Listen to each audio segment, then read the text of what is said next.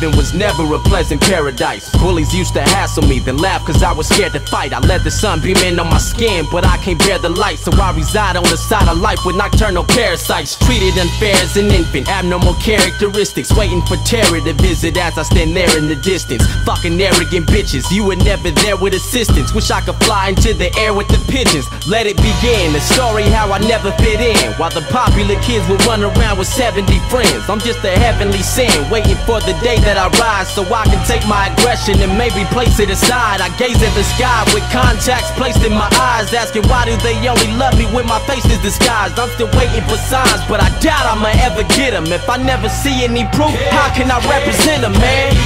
I've been feeling down, but nobody knows. Oh, where will I go? Lord, where will I go?